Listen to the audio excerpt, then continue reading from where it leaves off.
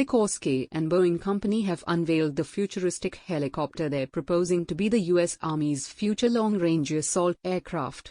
In a series of mock-up photos and videos, Sikorsky and Boeing officials on Monday revealed Defiant X, a compound coaxial helicopter, like its predecessor the SB1 Defiant, but with significant upgrades for troops headed into combat zones.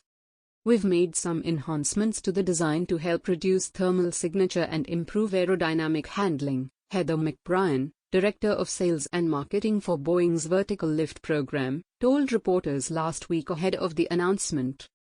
The Army is planning to select a future long-range assault aircraft, also known as FLRAA, and a future attack reconnaissance aircraft, or FARA, as part of its Future Vertical Lift Initiative, or FVL. The new FVL aircraft will replace aging UH-60 Black Hawks and AH-64 Apache attack helicopters, among others. Sikorsky and Boeing released details of the Defiant X helicopter designed for the U.S. Army, courtesy Sikorsky and Boeing. Sikorsky-Boeing is up against Bell Textron's V-280 Valor tiltrotor aircraft in the FLRAA competition. A contract award is expected sometime in 2022.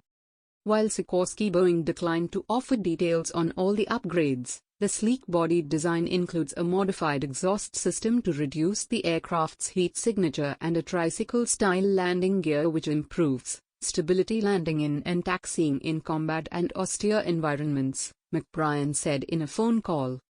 The Defiant X also incorporates elements of Sikorsky's X-2 experimental high-speed compound helicopter, which was also used as a starting point for the SB1 Defiant, according to a news release. The upgrades were born out of the Army's proposed requirements for its next-generation aircraft and additional testing of the Defiant system, the team said.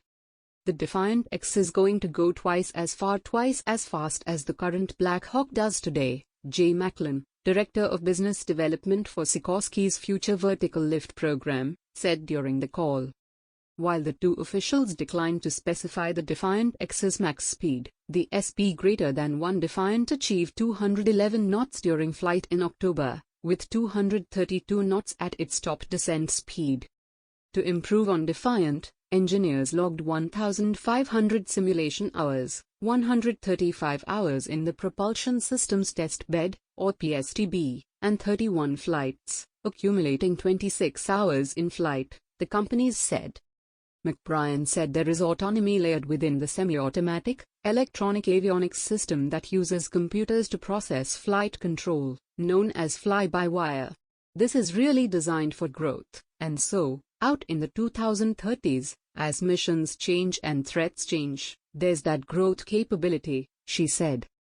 But companies won't add additional autonomy functions unless the Army asks for them, Macklin said. "We're going to demonstrate the exact things that Army leaders tell us that they want us to demonstrate, and then move forward as they look to all the capabilities that this aircraft is going to be required to do," he said. Because Sikorsky designed the Black Hawk, the team is already familiar with the Army's requirement for that aircraft, McBryan added. Like the Black Hawk, Defiant X can fly in the same type formations as the Black Hawk, she said.